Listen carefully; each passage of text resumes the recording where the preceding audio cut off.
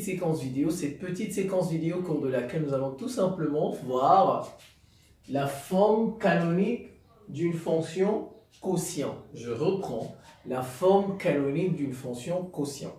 Ici, vous avez deux fonctions homographiques. Les deux là, ça on dit homographique. Homographique. Et ici on dit rationnel. Rationnel. Voilà, ça c'est une fonction rationnelle. Ça, ces deux fonctions sont les fonctions homographiques. Homographiques, elles s'écrivent comme ça. AX plus B sur CX plus D. En fait, une homographique, est constituée de deux affines.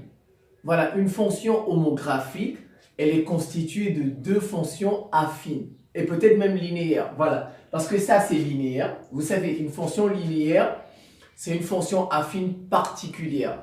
Ouais, ça, elle est linéaire, ça, elle est affine. Affine, affine. Vous voyez, une homographique est constituée de deux affines, mais on peut aussi dire de linéaire, parce qu'une linéaire, c'est une affine particulière. En revanche, ça, c'est rationnel. Alors, je ne vais pas faire celle-ci. Je vais vous envoyer regarder la vidéo que j'ai faite sur division euclidienne. Vous pouvez taper division euclidienne avec mon nom à côté. La vidéo viendra directement. Comment on fait ça? La division euclidienne, eh bien, ce que vous allez trouver, le résultat, c'est sa forme canonique. Le résultat de la division de ça, c'est la forme canonique. Alors moi, je vais juste faire les deux là. Donc vous allez regarder cette vidéo parce que c'est déjà fait. Alors, c'est parti. Je vais commencer par celle-ci. Non, par celle-ci. On divise x divisé par le dénominateur. X divisé par x, ça fait 1. On ne le fait pas avec 1. Et non, on ne fait pas.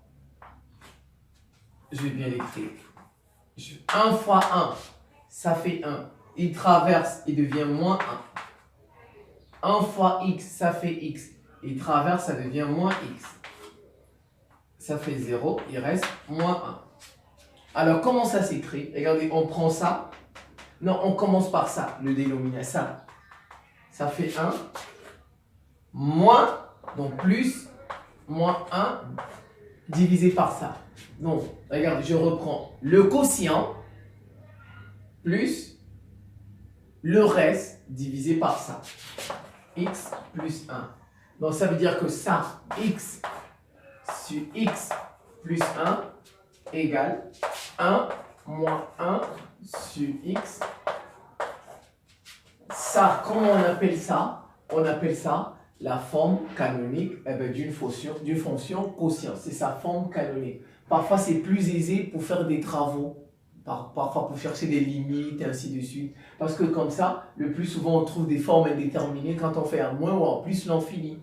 Or, quand on casse comme ça, alors, voilà, ça c'est plus aisé pour faire une limite. Bon, regarde, on peut vérifier.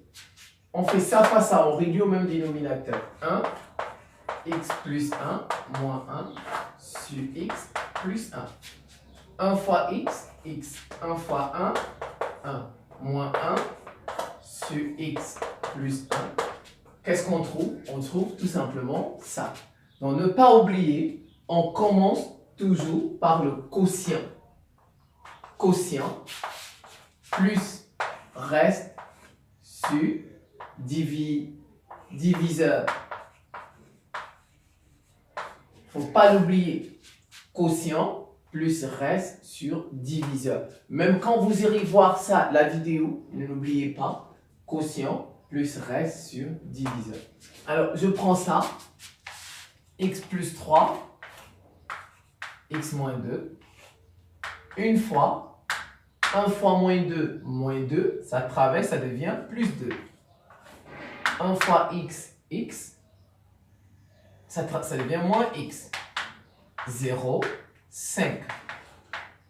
On commence par quoi? Q, quotient, 1, plus, le quotient c'est plus 5, donc 5, plus facile, et x moins 2. Je peux dire que x plus 3 sur x moins 2 égale 1 plus 5 sur x moins 2.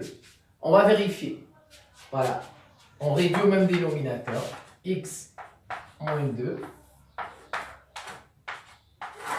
plus 5. N'est-ce pas? Sur le dénominateur. Ça fait X moins 2 plus 5. Vous voyez, ça fait X plus 3. C'est tout.